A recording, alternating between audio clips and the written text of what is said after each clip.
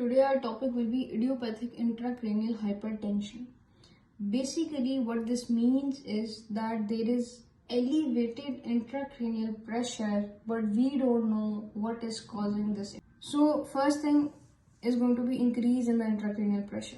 Second thing, we don't know what is causing it, so we actually don't find anything on brain imaging. Basically, this is a diagnosis of exclusion. We have to rule out all other possibilities before we finally conclude that this is idiopathic intracranial hypertension, and there are certain risk factors which predispose to developing this condition. And we can remember the risk factors by the simple mnemonic female toad. So the first risk factor is going to be the female sex. Second is going to be the use of the antibiotic tetracycline. Third is going to be obesity. Fourth is going to be an excess of vitamin A. And the final risk factor is going to be using Denazole drug. So you are at your clinic and a patient comes in and complains of headache and vision changes.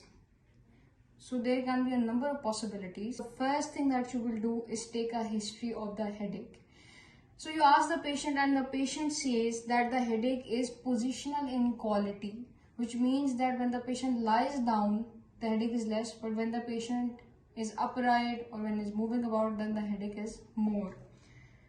So the first thing that the patient is complaining of is headache, which is positional inequality. The second thing that the patient tells you on history is that they recently gained a lot of weight. A headache which is of positional quality, that it is less when the patient is lying down and it becomes more when the patient is upright, is going to be because of elevated intracranial pressure. So you begin to suspect that the patient might have elevated intracranial pressure. So the second thing that you want to do is you want to perform a visual assessment in which you check for the visual acuity, the visual fields, and do a fundoscopy to look at the retina. On fundoscopy, you found that the patient was having bilateral papilledema. So papilledema is basically just swelling around the optic disc, and that can cause vision changes in patients. So bilateral papilledema is indicative sign of elevated intracranial pressure.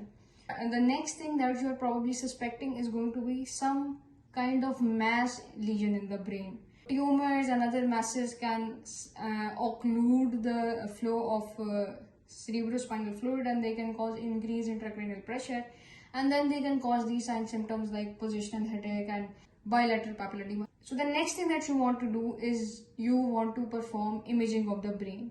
So you want to do CT scan and MRI imaging of the brain to evaluate for a mass lesion. It turns out that the patient is not having anything on imaging. So the patient is not having any kind of tumor or mass. So now you begin to suspect that the patient may have idiopathic intracranial hypertension, and in order to confirm the diagnosis, you perform a lumbar puncture. Also, before performing lumbar puncture, it is always important to perform brain imaging, because if the patient is having elevated intracranial pressure because of some lesion, some mass, then when you perform lumbar puncture, there is an increased risk of brain herniation.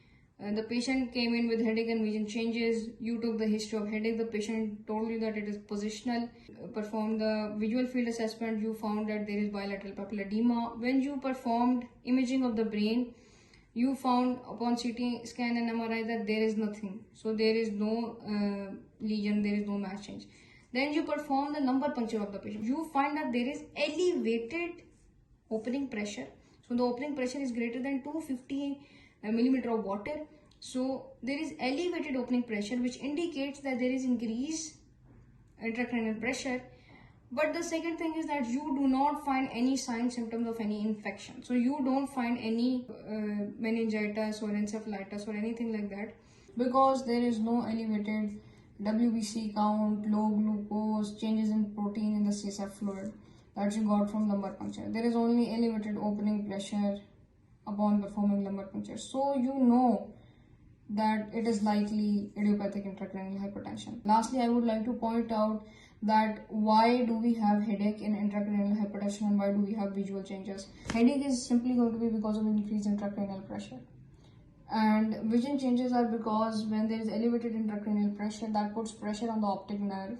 The exoplasmic flow of the optic nerve becomes blocked, and therefore there is swelling behind the block, and that causes the optic nerve to swell up at the side of the optic disc, and that causes bilateral papillar edema. Thank you. If you have any questions, feel free to comment down below. I hope you enjoyed the video.